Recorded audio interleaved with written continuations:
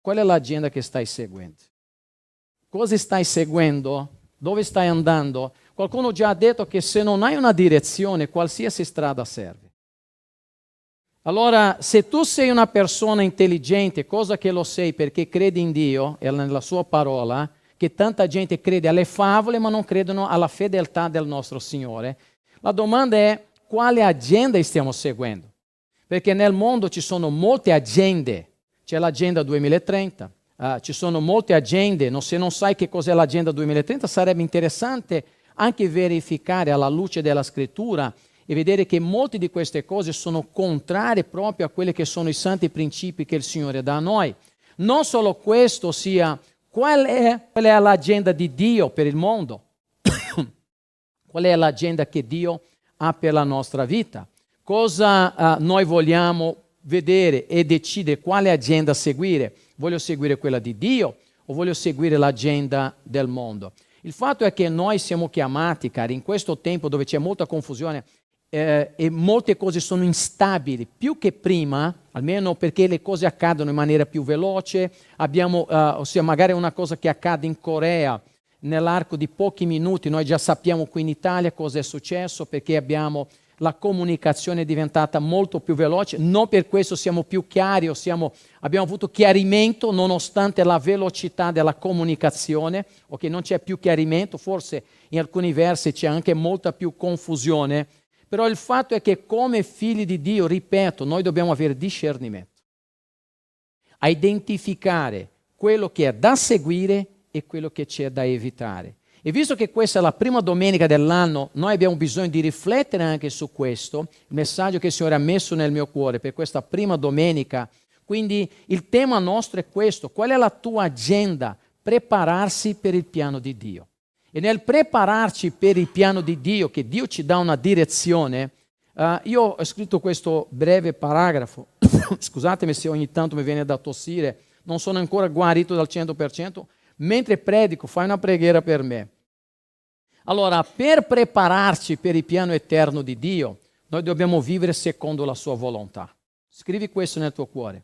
Dobbiamo riconoscere l'agenda del mondo, dobbiamo discernere i tempi con saggezza e assumere la nostra responsabilità come credenti. Quindi noi dobbiamo avere molto discernimento, capire quello che viene proposto dal mondo, che non può continuare a fare il nido nella nostra testa. Lutero già aveva detto: io non posso impedire un uccellino di sorvolare la mia testa, ma lo posso impedire di costruire un nido sopra la mia testa. Quindi magari noi viviamo in un mondo che vogliono costruire molti nidi nella testa dei credenti, ma noi che siamo con il Signore vogliamo fare le cose secondo il verso giusto. E là abbiamo alcune cose che noi abbiamo bisogno di fare. La prima cosa, scusatemi, la prima cosa che noi dobbiamo fare, cari, è la necessità del discernimento spirituale. Questa è la prima cosa. E questo è il brano che ora noi vogliamo leggere. Lì c'è 32, ma in effetti è 33.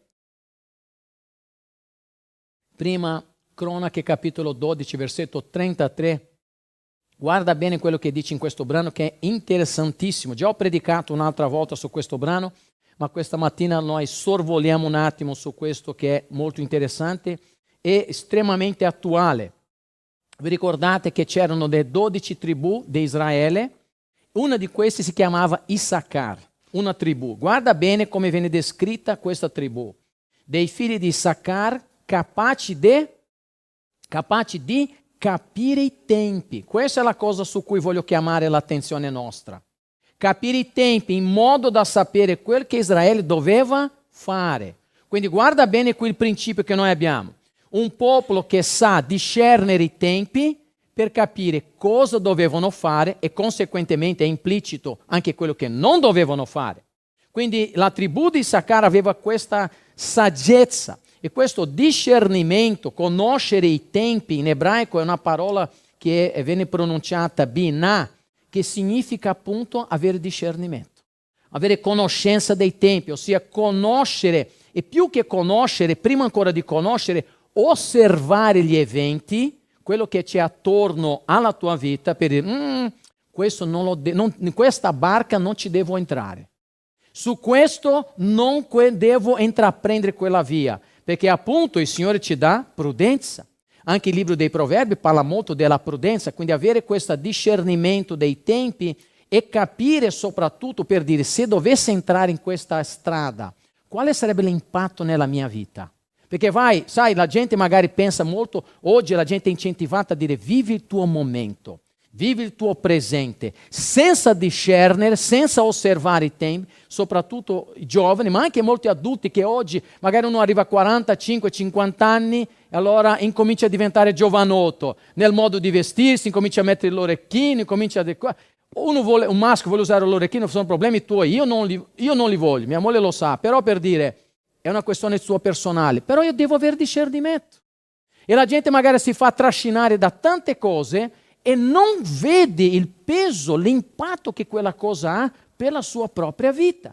Allora, io oggi, come pastore, come un tuo fratello in Cristo, io voglio avere più discernimento. Perché quando penso alla nostra Chiesa, quando penso alla mia famiglia, quando penso ai miei figli, io dico allora, voi siete giovani, però praticamente un quarto della vostra vita è passato. Io divido la vita in 4, 25, 25, 25, 25. Già ti sto augurando 100 anni di vita, che già sarebbe tanto. Quindi se tu hai vissuto 25 anni, quanti anni hai, Santiago? 21, il tuo primo quarto sta andando verso la fine.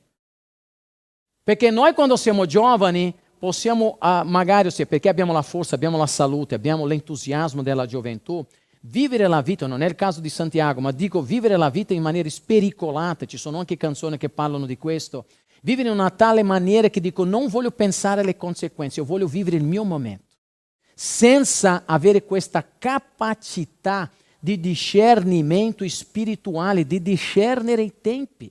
Allora, io oggi voglio cercare la saggezza del Signore. Io devo comprendere cosa devo fare e cosa soprattutto Dio vuole fare attraverso la mia vita.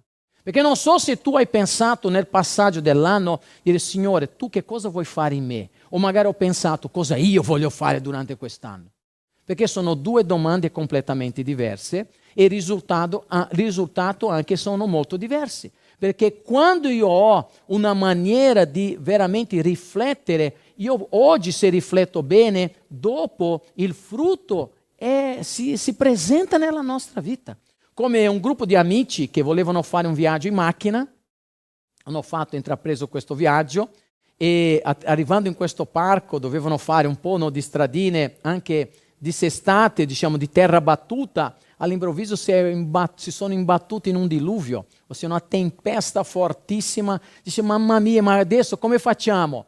Ma loro non avevano mica guardato il meteo per sapere qual era la probabilità del meteo per quella giornata. A volte noi prendiamo, magari come queste persone, a incominciare a fare un viaggio nella nostra vita senza vedere, senza discernere i tempi, senza guardare quelle che potrebbero essere le conseguenze se mi trovassi in una tale situazione, perché ho voglia di quella cosa, allora mi lascio andare. Anche nella psicologia, molti psicologi incentivano questo. Se ti senti così, fai così. È giusto? Non credo. Perché io devo misurare, devo essere prudente. Il timore del Signore è il principio della saggezza.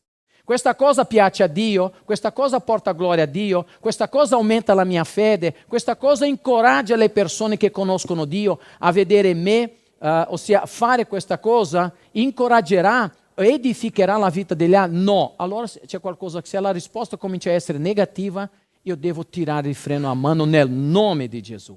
Discernere i tempi, come questi uomini che avevano la capacità di discernere i tempi. Allora, cari, noi dobbiamo, in poche parole, discernere il tempo, il meteo della nostra vita. Io vorrei che tu oggi prendessi un impegno di veramente discernere quello che vuoi fare della vita.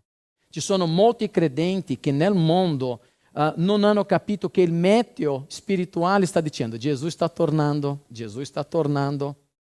Cristo già è morto, è risorto, ha compiuto tutto, sono passati molti anni, non so se la nostra generazione sarà quella che non morirà e Cristo tornerà prima della nostra morte, ma anche se tu devi morire, Cristo tornerà ugualmente, anche se è fra 100 anni, 1000 anni, 500 anni, io non lo so.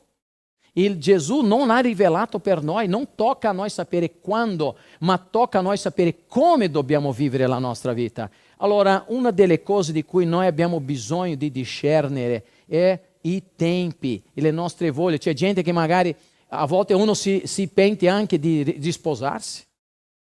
C'è anche questo, eh? Ossia, gente che magari si è sposata, ma perché mi sono sposato con questo, perché ho fatto quell'altro, e dopo incomincia a lasciare entrare nella sua testa dei chiodi del demonio, perché non può essere di un'altra persona, e quello distrugge la tua vita, la vita delle persone che ti circondano, la vita dei figli, o magari un giovane che intraprende e dice no, io voglio vivere la mia vita, i miei genitori mi aiutano, quindi voglio fare quello che voglio, e sto con la ragazza e non importa, ossia vivo come se dovesse essere un eterno forever young, per sempre giovane. Cari, questa è un'illusione.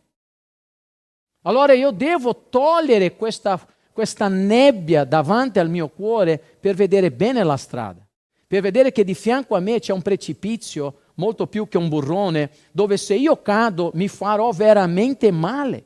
Io devo avere questo discernimento, perché noi dobbiamo, voglio ripetere la frase di prima, dobbiamo prepararci per il piano di Dio e vivere secondo la sua volontà.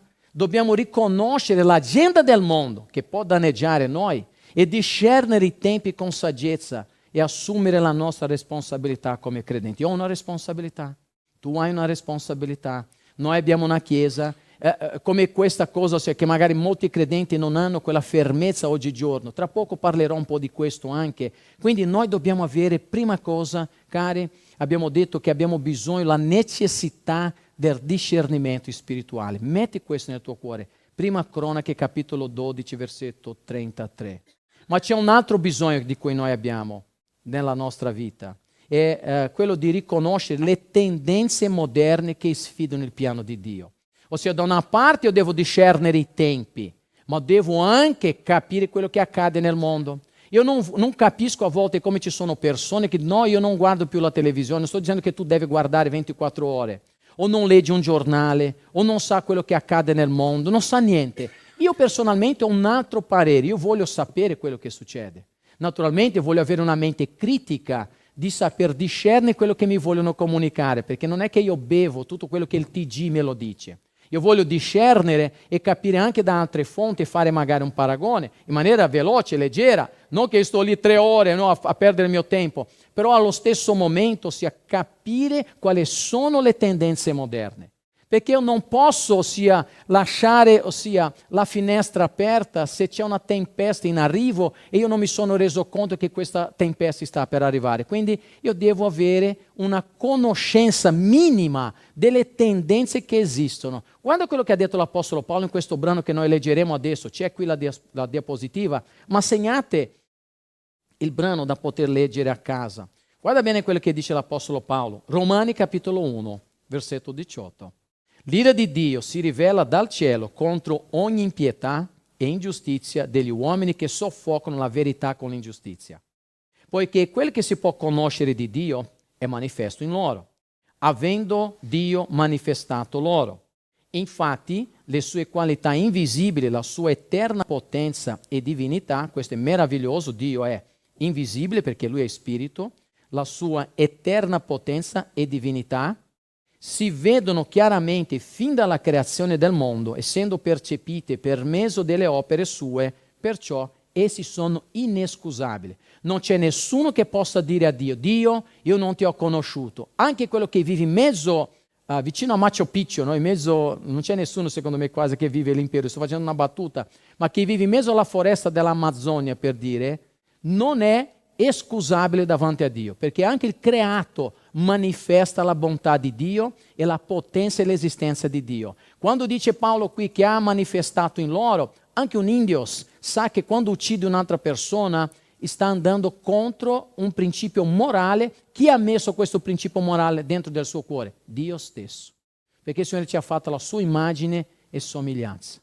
Allora, cari, ci sono molte cose che noi dobbiamo renderci conto che Dio ha manifestato e non c'è nessuno che sia meno responsabile o sia, diciamo, ritenuto una persona che non abbia colpa, no, sia per questi motivi. No, tutti. Guarda quello che è successo, versetto 21. Pur avendo conosciuto Dio, non lo hanno glorificato come Dio, né lo hanno ringraziato, ma si sono dati a vani ragionamenti e il loro cuore privo di intelligenza si è ottenebrato. E dice ancora la parola di Dio, benché si dichiarano sapienti, sono diventati stolti. Questa è non solo l'Indios in mezzo alla foresta, ma anche noi che viviamo nel mondo postmoderno di oggi. Dice ancora, hanno mutato la gloria del Dio incorruttibile in immagine simile a quelle dell'uomo corruttibile, di uccelli e di quadrupedi e di rettili. Già gli egizi facevano questo. Mezzo uomo, mezzo bestia, no? Ma basta vedere la mitologia anche dei greci, degli egizi, o se pensi agli Maya, Incas, Dio Sole, facevano sacrifici umani, tante cose che anche un indios, facendo di nuovo questo esempio, adorano il Dio Sole. No, io non adoro il Dio Sole, io adoro il Signore che ha creato il Sole, anche perché non esiste un Dio Sole, esiste il Signore creatore dei cieli e della terra. O magari qualcuno che fa immagini a forma di esseri umani, soprattutto in Italia, e si rivolgono a una statua come se potesse fare qualcosa. Salmo 115 lo dice, hanno bocca ma non parlano, hanno occhi ma non vedono, hanno mani e non possono toccare, hanno le gambe ma devono essere trasportati, ossia magari in una kermesse, una processione, perché non possono camminare, e guai se cade, si spezza. Quindi il nostro Dio, ossia non può essere, ossia disonorato in tale maniera. Guardate versetto 24 e 25. Dice, per questo Dio li ha abbandonati all'impurità. Per dire, facendo un breve commento, vuoi seguire le tenebre? Vai pure. Ti do anche una spinta, perché hai rifiutato di credere in me.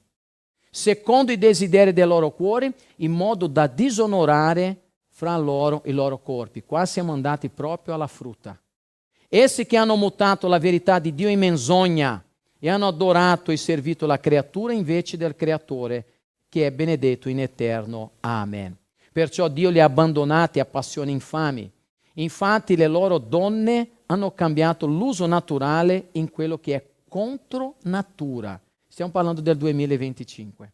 Similmente anche gli uomini, lasciando il rapporto naturale con la donna, qua sta parlando dell'unione sessuale tra un maschio e una femmina, si sono infiammati nella loro libidine, gli uni con gli altri, commettendo uomini con uomini atti infami, ricevendo in loro stessi la meritata ricompensa del loro proprio traviamento. Versetto 28. Siccome non si sono curati di conoscere Dio, Dio li ha abbandonati in balia della loro mente, perversa, che si facessero ciò che è sconveniente, ricolmi di ogni ingiustizia, malvagità, cupidigia, malizia, pieni di invidia, di omicidio, di contesa, di frode, di malignità. Sta parlando anche qua delle guerre, di tutto quello che accade nel mondo adesso, da tempi. Calunniatori, maldicenti, abominevoli a Dio, insolenti, superbi, vanagloriosi, ingegnosi del male, ribelli ai genitori. Ecco, mi sembra che sta parlando proprio della nostra società. Insensati, sleali, senza affetti naturali, spietati.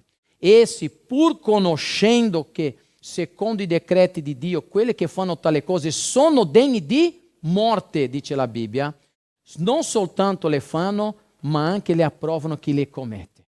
Cari, ci sono persone che sono a favore della pedofilia, anche governi. In Europa c'è un caso eclatante che sta accadendo, non so quanti di voi lo sapete, con un giornalista che ha denunciato la pedofilia in maniera molto forte, molto numerosa, di violenza sessuale contro bambini, ma stiamo parlando di migliaia di bambini, in Inghilterra. Poca gente parla, la media in Italia non ne parla, ok? E quindi è una questione che dico, Signore, tutto questo loro approvano quello che è antinatura, quello che è un abominio davanti a Dio. Allora proprio per questo noi dobbiamo discernere i tempi, ma dobbiamo anche capire quello che accade nel mondo, perché di quello mi voglio allontanare, anzi voglio condannare nel nome di Gesù. C'è un giornalista che ha denunciato tutto questo che sta accadendo in Inghilterra, l'hanno messo in arresto, l'hanno messo in una cella di isolamento, hanno detto che per addirittura 1 anno e mezzo deve stare là dentro da solo. Non so se rimarrà o meno, prego a Dio di no, perché lui è contrario a questo, ma l'Inghilterra, che magari aveva una tradizione evangelica della riforma, anche un'influenza della riforma protestante molto grande, è dove sta accadendo questo. E se sta accadendo questo in Inghilterra, cosa può succedere in Italia? Cosa può succedere in Sud America? Cosa può succedere nelle nazioni islamiche? Che tra l'altro stanno pagando per non diffondere queste notizie perché sono coinvolti. Quindi sono questioni molto serie, cari, che hanno mutato, versetto 25 ho letto prima e lo ribadisco, la verità di Dio in menzogna. C'è gente in Canada che si vuole sposare con un cane. Non sto scherzando, vuole fare sesso con un animale. C'è gente che dice in Canada che si vuole sposare con un albero, che dice che sua moglie adesso è l'albero. C'è gente che dice io non mi sento più donna, mi sento uomo. O c'è uno che dice non mi sento più un essere umano, sono un cane. Andate a cercare. C'è gente che è fuori di testa. Perché dentro del cuore, questo non è una base, non era un gioco, un programma televisivo tipo Striscia la notizia o qualcosa del... No, gente che veramente io mi sento un cane. Allora io voglio vivere da cane. Cari, gente che si fa picchiare perché dice che ha più piacere nel momento dell'atto sessuale. Cosa che l'essere umano è fuori di testa, è lontano dalla volontà di Dio. E noi che siamo oggi qui non possiamo vivere come se vivessimo nella Disneyland, nel senso in un playground spirituale dove noi siamo a posto e lasciamo il mondo diciamo fare quello che vuole. Non che io posso impedire loro, ma io devo seminare la parola del Signore. Per primo nel mio cuore, nella vita dei nostri figli, che hai figli piccoli, problemi piccoli, figli grandi, preoccupazioni grandi. E noi viviamo in questo mondo. Cito due cose molto importanti qui. Una è il cansancio. Questo cansancio è, come il nome già dice, non viene un po' della stanchezza. Questo è stato studiato e denominato, io ho trovato questa notizia, da un sudcoreano naturalizzato tedesco. Quindi già in questo è una cosa sui generis, un coreano naturalizzato tedesco, è un filosofo. E lui ha chiamato questo concetto, che non è altro che descrive nel suo libro la società della stanchezza, una condizione tipica della modernità avanzata, per dire la gente è sempre stanca, perché vogliono fare troppo, sono sempre stanchi. Tu non è che sei così, vero? Guarda come è una cosa che attinge un po' tutti, perché prima c'era più tempo, ma adesso non abbiamo tempo. Come è passato veloce. Perché noi siamo coinvolti molto spesso con delle attività che non sono effettivamente importanti. E questo filosofo, che non è necessariamente un cristiano, sta parlando dell'individuo moderno che vive sotto una pressione costante. Devo fare. Cioè, prima tu dovevi comprare qualcosa, per comprare qualcosa dovevi recarti a un negozio. Adesso con un click ti fanno arrivare a casa la roba, quindi quante altre cose puoi fare? Ma non per questo la nostra vita sia migliorata. L'individuo moderno vive sotto questa pressione di produrre, di successo, che porta a un esaurimento fisico, mentale delle persone. E naturalmente, cari, viene per noi credenti, può portare anche una persona a un esaurimento spirituale. Perché non si nutre da quello che effettivamente fa bene per la tua vita, hanno mutato la verità di Dio in menzogna, non bisogna... Vedete che il Signore cosa fa per il popolo di Dio? La prima cosa quando escono dall'Egitto, gli dà una legge, una costituzione. C'era la legge del sabato per gente che più di 430 anni non sapevano cosa fosse un sabato, domenica, lunedì, martedì, dovevano solo lavorare. Io sono ancora di quella generazione che un supermercato non si apriva di domenica.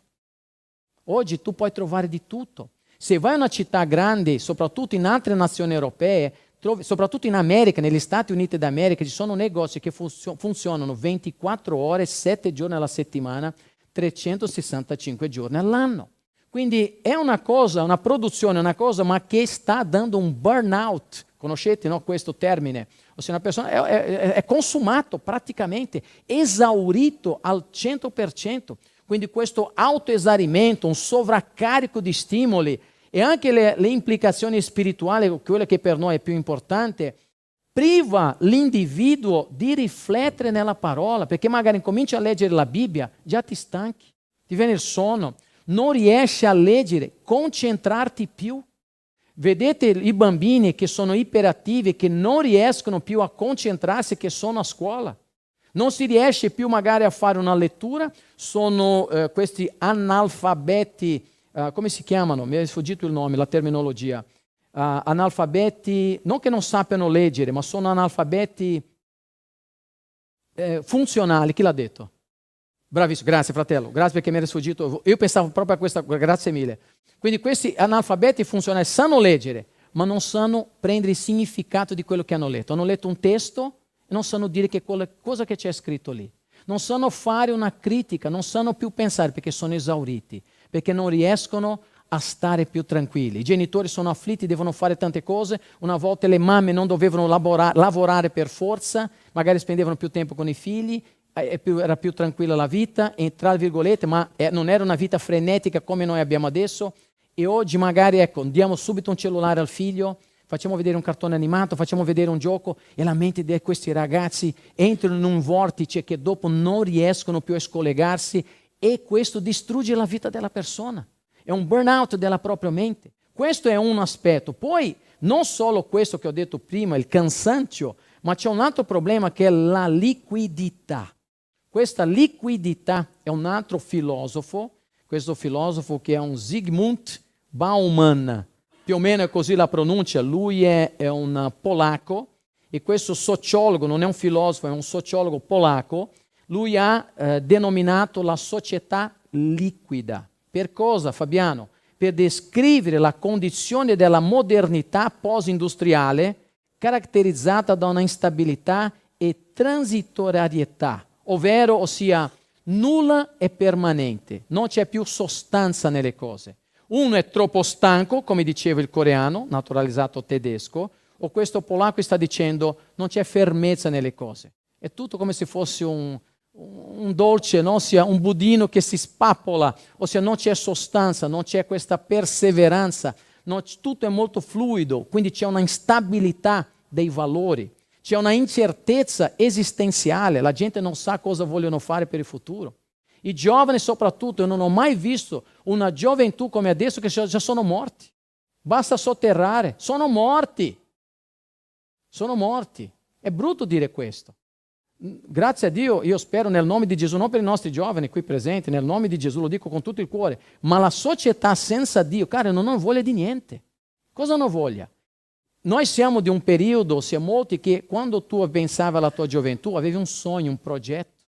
Oggi i giovani non hanno più un progetto di vita, pensano al momento adesso, non pensano al futuro, oppure non c'è questa sostanza, ci sono molte incertezze. Il mondo ha creato questo. E oggi non dico che la colpa è dei giovani prettamente, ma tu, se sei in Cristo, devi avere discernimento, devi discernere i tempi, devi capire quello che accade attorno a te, perché se ti lasci andare in questa filosofia, in questo andazzo del mondo, allora questo ha a che fare con la tua vita con Dio. La mancanza di stabilità rende difficile alle persone di prendere un impegno con Dio. Per esempio, servire in un ministero. Quanti giovani magari dicono non hanno voglia né di leggere la Bibbia, molto meno magari c'è un fuoco di paglia, voglio fare una cosa per il Signore, hanno fatto mezza volta e non vogliono fare più. Perché non hanno voglia, perché non c'è una fermezza. Perché non c'è quel discorso di dire, di sacrificarsi, di essere perseveranti, di rimboccarsi le maniche e dire io voglio fare questa cosa, so che ci vuole sacrificio. Gesù non ha mai promesso una vita facile. Lui ha detto, se tu mi vuoi seguire, prendi il tuo lettuccio, no? Letto diciamo con fai massaggi, materasso d'acqua, no, lui ha detto prendi la tua croce e seguimi.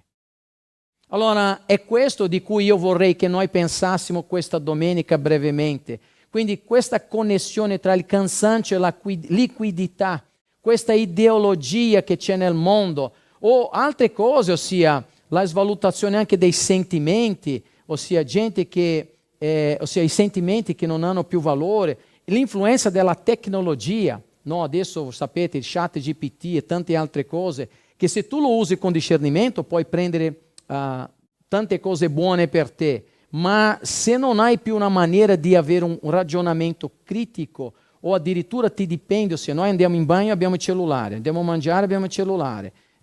Immagina, io avevo visto una volta un video che uno diceva, immagina se invece del cellulare fosse la Bibbia, se in bagno stai leggendo la Bibbia, stai cucinando, stai lì, no?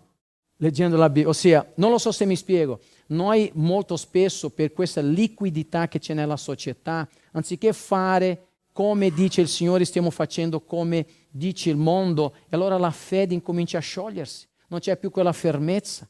Io voglio vedere, cari, dalla nostra Chiesa altri pastori che vengono fuori. Io voglio vedere donne che amano Dio, famiglie che si sposano e vediamo i loro figli crescere nella via del Signore. Cari, la gioventù è solo una volta. Ricordi che dopo i 25 anni, io non ti considero tanto giovane, che dopo passato 25, cioè, ho 35 anni, sono giovane tua nonna, perché è passato il tempo. È passato il tempo. Puoi sentirti come un giovane di 45 anni, ma è passato il tempo.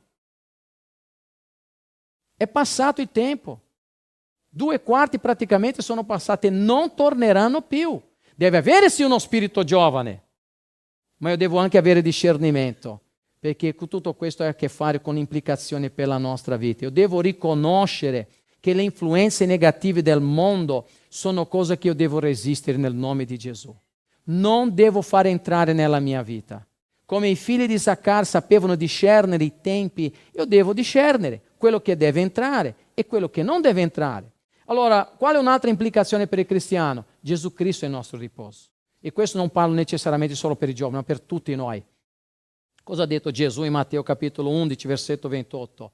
Lui dice: venite a me, voi tutti che siete affaticati e oppressi, e io vi darò riposo. Magari un esaurito, perché sai, lavoro estenuante, tanti pensieri, preoccupazioni, bollette da pagare, tante cose. Cari, vai, andiamo insieme da Gesù. Andiamo insieme dal Signore, perché Lui fa questa promessa a noi di venire a Lui, perché Lui è la nostra promessa e certezza di riposo.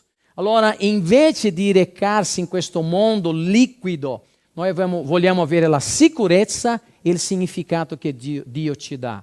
Capitolo 4 di Efesini, versetto 14 dice: affinché non siamo più come bambini. Un bambino magari è indeciso, no? Non voglio essere un bambino sballottato, portato qua e là da ogni vento di dottrina, per ogni frode degli uomini, per l'astuzia nelle loro arti seduttrici dell'errore. Giovani, anch'io sono andato magari a vedere ai miei tempi, conoscere tante chiese, ma io so riconoscere una chiesa che predica Cristo e una che non predica Cristo. Ah, ma lì la musica è bella. Sì, ma hai analizzato le parole di quello che cantano? Hai analizzato quello che viene predicato? Se posso chiamare quello una predica? Hai analizzato quello che viene pregato, come pregano? Non dico nel tono di voce, ma il contenuto. Io riesco a capire magari quando un pomodoro è da buttare e uno che è da comprare e da portare a casa, ma perché non riesco a discernere quello che c'è nel mondo, che è spazzatura spirituale che il nemico vuole mettere nel mio cuore? È questo discernimento, questa prudenza. Io non voglio mettere spazzatura dentro di casa mia, la spazzatura lo metto nel bidone, il prodotto sano lo metto a tavola, ma quello che è da buttare io lo butto fuori nel nome di Gesù. È questa determinazione di cui noi abbiamo bisogno. Quindi questo è quello che il Signore sta dicendo per noi. Qual è la nostra agenda? Qual è il nostro piano? Il piano che Dio vuole per noi? Due cose che noi già abbiamo visto che abbiamo bisogno di riconoscere. La prima, la necessità di discernimento spirituale, come Issachar. Numero 2, dobbiamo riconoscere le tendenze moderne che sfidano il piano di Dio. Più che mai, abbiamo detto, vogliono dire: no bambino, tu non sei né maschio né femmina, già nella scuola, all'asilo, tu puoi decidere quello che vuoi fare. No, cari, questo non è da Dio. La Bibbia non è cambiata. Dio non ha cambiato l'essere umano, ha creato solo maschio e femmina, basta. Non ha creato altre opzioni. E so che questo mi comporterà in problemi, se mantengo questa fermezza nella parola, ma che ben venga.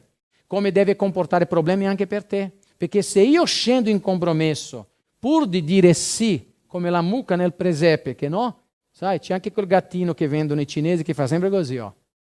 Avete presente? Non devo abbassare la testa per quello che dice il mondo, io devo abbassare la mia testa, le mie ginocchia a terra per il maestro che ha creato il mondo. Allora è questo quello che noi siamo chiamati a fare. Terza cosa, prima che noi andiamo a casa, che dobbiamo riconoscere, è la nostra responsabilità in qualità di credenti. Abbiamo una responsabilità. In Matteo capitolo 24 Gesù dice così nel versetto 12, 13 e 14. Poiché l'iniquità aumenterà e l'amore dei più si raffredderà. Ma chi avrà perseverato sino alla fine sarà salvato. E questo Vangelo del Regno sarà predicato in tutto il mondo affinché ne sia resa testimonianza a tutte le genti, allora verrà la fine. Gesù sta dicendo che prima della sua venuta il mondo sarebbe diventato come è diventato adesso, che l'iniquità sarebbe aumentata, moltiplicata. Oggi magari di nuovo, attraverso un cellulare, uno può divulgare una brutta notizia, una cosa terribile, in frazione di secondi, in un minuto può essere in tutti i continenti del mondo. Quindi l'iniquità che aumenta in quantità e nella sua velocità. Però una cosa, quello che più mi spaventa, se vuoi mettere di nuovo, Filippo, il versetto 12, dice di Matteo 24, per favore, l'amore dei più si raffredderà. Questa è la cosa che mi spaventa di più. L'amore delle persone in generale, ma la mia preoccupazione è l'amore dentro della Chiesa di Cristo.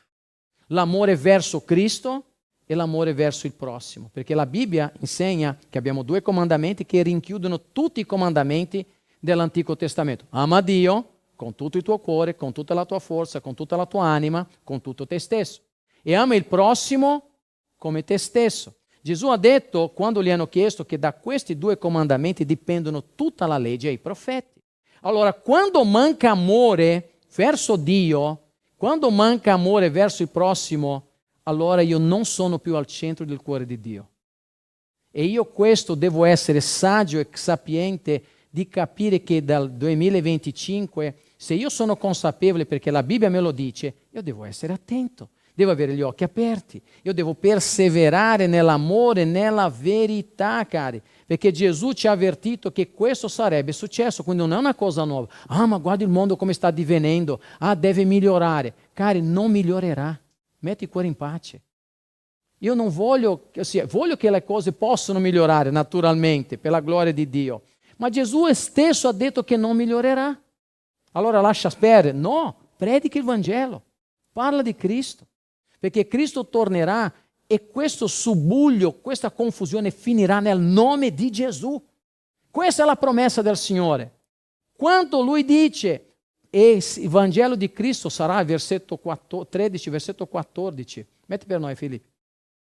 Questo Vangelo del Regno sarà predicato in tutto il mondo, affinché sia resa testimonianza a tutte le genti, allora verrà la fine.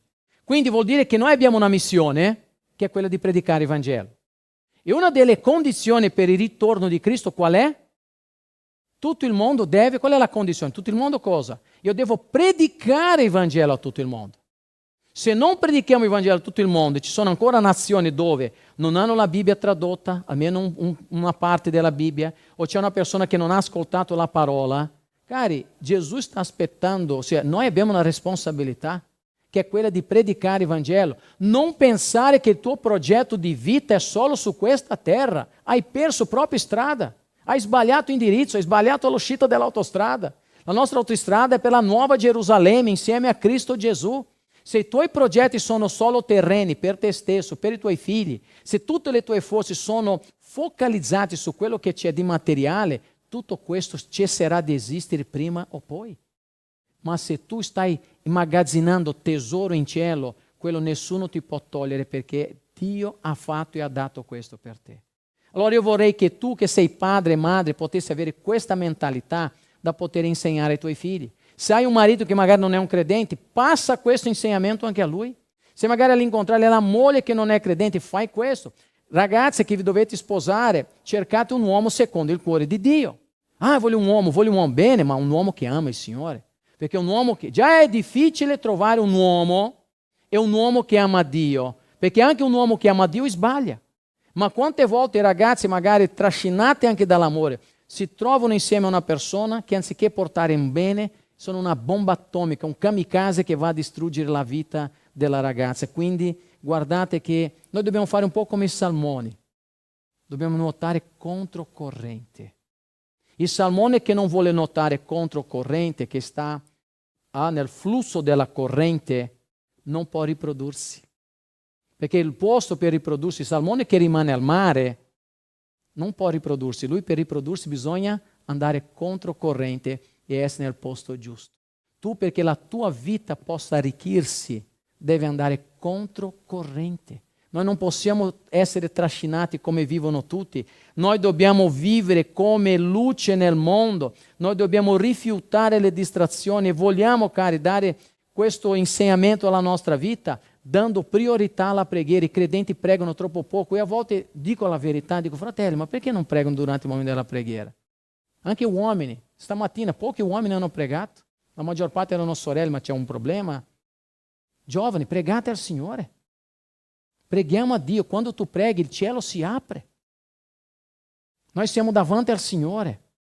Non è un richiamo, è un incentivo, perché tu possa aprire la tua bocca, ma non so pregare. Parla con tuo Padre. E Lui è il nostro papà spirituale. Prega al Signore, perché il Signore possa aumentare la tua fede. Quanti di voi state leggendo la Bibbia nell'anno nuovo? Alleluia, continuate. Chi non ha incominciato, hai ancora tempo, hai sempre tempo, c'è sempre tempo per leggere la parola del Signore. Abbiamo bisogno della preghiera, abbiamo bisogno della parola e abbiamo bisogno anche di quello della costanza come famiglia di Dio, quella fluidità, gente che non ha perseveranza anche con la Chiesa di Cristo, perché una volta un membro di Chiesa sapeva che il membro di Chiesa è presente, è partecipe, è responsabile. Oggi, no, non voglio essere membro di Chiesa perché questo significa per me essere religioso. Questa è una menzogna che il diavolo ha messo nella tua testa. Una persona che è un credente ha la responsabilità, ha un compromesso con Cristo, ma anche con la sposa di Cristo. E vive con il Signore. Quando cambia città, non vive senza Chiesa. Cerca una Chiesa dove Cristo è predicato secondo la parola di Dio e diventa membro di quella Chiesa. Non sto dicendo che noi siamo l'unica Chiesa, assolutamente, meno male. Ci sono chiese in tutto il mondo. Allora se vado in Arabia Saudita, là ci sono poche chiese, ma c'è qualcosa. Se sono un lavoratore che sono stato trasferito a lavorare in Arabia Saudita, nemmeno vivendo in quella nazione islamica mi dà il diritto di vivere lontano dalla famiglia di Dio. Io devo cercare il Signore e vivere insieme alla comunità del corpo di Cristo in quella nazione, perché lì io posso evangelizzare, posso edificare e insieme alla Chiesa esaltare il nome del Signore. È semplice così. Allora, noi questa mattina abbiamo visto che ci sono priorità per noi per decidere qual è la nostra agenda, qual è il nostro piano per Dio, che noi ci dobbiamo preparare. 3 divisioni, ti ripeto velocemente. La prima, la necessità di discernimento spirituale, come i figli di Isaccar. 2, io devo conoscere le tendenze moderne che sfidano, che sono contrarie al piano di Dio. Conosco quello che è sbagliato non perché voglio provare, ma che li voglio evitare, li voglio mettere fuori dalla mia strada. Numero 3, la mia responsabilità come credente, con la parola, con la preghiera, con la famiglia di Dio e con il mondo, di predicare la parola. Perché questa è l'unica cosa che noi non possiamo fare in cielo. Ve l'ho detto. Tu non puoi predicare Gesù in paradiso, tu puoi predicare Gesù qua. E l'unica cosa che tu non puoi fare in paradiso è predicare il Vangelo. Quindi predica il Vangelo. Ci sono ancora dei calendari. Prendi i calendari. Ah Fabiano, non ho nemmeno i soldi per l'offerta. E che me ne importa dell'offerta? Prendi i calendari e porta questi calendari a una persona. Semina la parola. Però se tu nemmeno in te stesso ti stai seminando, allora di questo sono molto preoccupato. Semina prima per te. Se tu hai sete, bevi. E dopo dai l'acqua anche agli altri che hanno sete. Perché se tu hai sete, non bevi per te, come darai acqua agli altri? Quindi noi abbiamo bisogno, cari, di essere prudenti in questo mondo. La parola del Signore dice in Proverbi capitolo 19, versetto 21, penso che ci sia anche questo lì. Ci sono molti disegni al cuore dell'uomo, ma il piano del Signore è quello che sussiste. Molti governanti di questo mondo nel 2025 hanno tanti progetti, però l'unico progetto che è sicuro che andrà fino alla fine è quello che dice il Signore. Numero 2, Gesù guarda l'esempio che dà per noi, per concludere. Il mio cibo è fare la volontà di colui che mi ha mandato e compiere l'opera sua. Gesù ci dà l'esempio. Io sono venuto per fare l'opera che il Signore Dio Padre mi ha confidato. E questo è l'esempio di cui noi dobbiamo somigliare. Dio mi ha dato una missione. Cosa dobbiamo fare? Compiere questa opera che il Signore ci ha dato.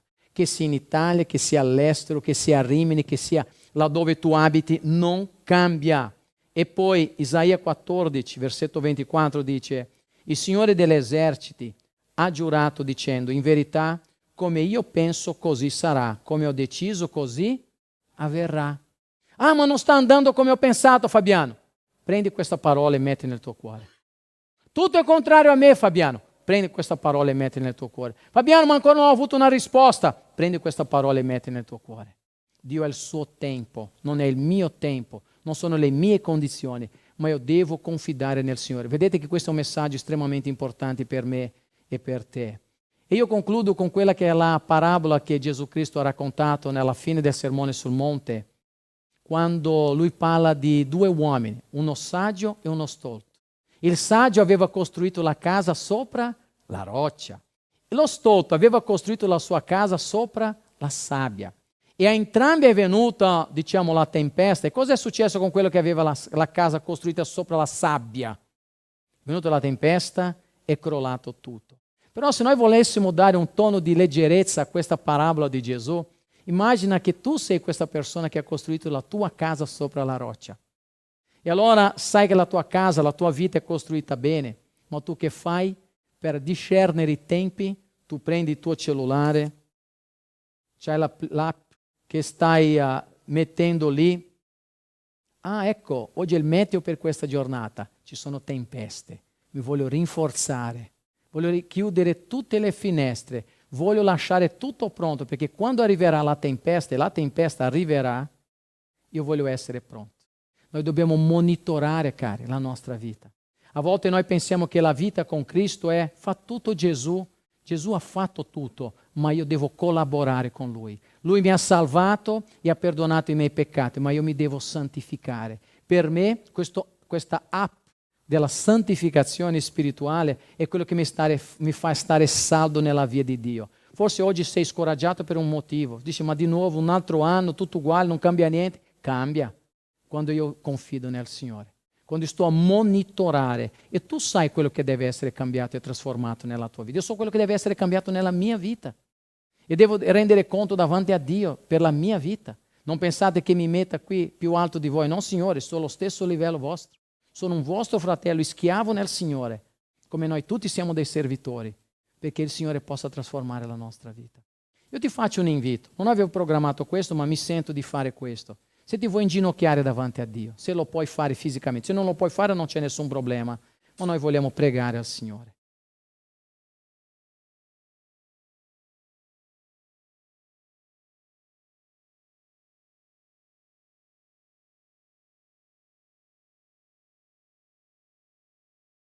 Signore, noi ci umiliamo davanti a Te. Riconosciamo che solo Tu sei il Signore. Tu sei il padrone, Re in assoluto della vita di questa Chiesa locale. Cristo è il capo del corpo di Cristo in tutto il mondo.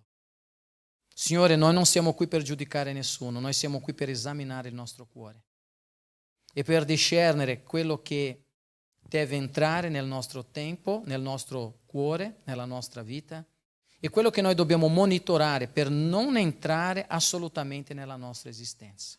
Signore, aiutaci come i figli di Isaccara a discernere i tempi per capire quello che dovevano fare. Padre, io voglio avere questo carattere, di avere sempre una marcia in più, di anticipare i problemi, non di essere ansioso, questo no, ma di anticipare in base a quello che accade nel mondo, in maniera tale che io stia pronto per quando, se dovesse succedere qualcosa, io sono attaccato alla tua parola. Nessuno, Signore, aspetta che ci sia un incidente in macchina, ma prima di partire si mette la cinta di sicurezza. Allora, Signore, voglio aggiungere questa cintura spirituale prima di proseguire il mio viaggio con Te. Perché, Signore, Tu sei la nostra protezione. Io prego per ogni famiglia qui rappresentata. Signore, io prego per i giovani, per le ragazze, i maschi. Signore, io prego per coloro che hanno una fidanzata, un fidanzato che sono qui in chiesa. Gloria a Dio per loro. Benedice grandemente loro. E fa, Padre, che siano felici, che possano, se Tu vorrai, costituire una famiglia, essere una famiglia benedetta. Io prego per chi ha un marito o la moglie che non sono credenti. Padre, che nel nome di Gesù Tu possa fortificare loro e con la loro vita loro possono santificare la loro famiglia e portare loro a Cristo. Signore, io prego per chi ha problemi di matrimonio in casa. Signore, fai Tu un miracolo nel nome di Gesù. Signore, voglia Tu cambiare, trasformare, Padre. Perché il mondo, Signore, sta cercando di distruggere quello che Tu hai creato, che è la famiglia.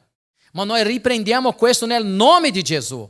Ogni attacco del diavolo Signore, io prego anche per chi non ha più una moglie o chi non ha più un marito, perché nella gloria, Signore, che la tua consolazione stia nel nostro cuore e nei cuori dei nostri cari fratelli e sorelle. Signore, io prego per i bambini di questa chiesa che oggi praticamente non ci sono. Signore, fa che possano esserci sempre. Fa che i genitori possano capire che se loro sono come il cemento fresco, prima che si induriscono, noi dobbiamo amalgamare bene le cose in maniera tale come tu vuoi.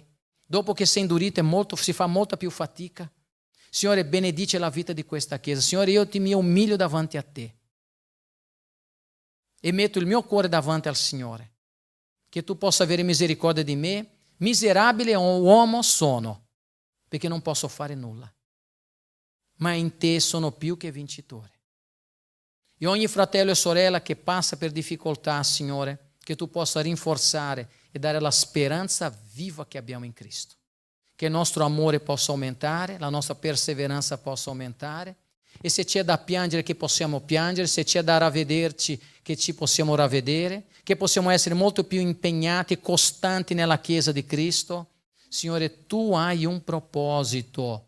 Benedice coloro che non sono, benedice i nostri cari fratelli che sono malati, infermi, benedice, Signore, anche coloro che sono in viaggio, che sono fuori, sono all'estero, proteggi anche loro e benedice, Signore, la tua Chiesa, non solo a Rimini, ma in tutta Italia, e che noi possiamo continuare a fare la tua volontà. Abbi misericordia di noi, Signore. Come ha detto Gesù, non possiamo fare nulla senza di te, oggi e sempre, nel nome di Gesù. Amen.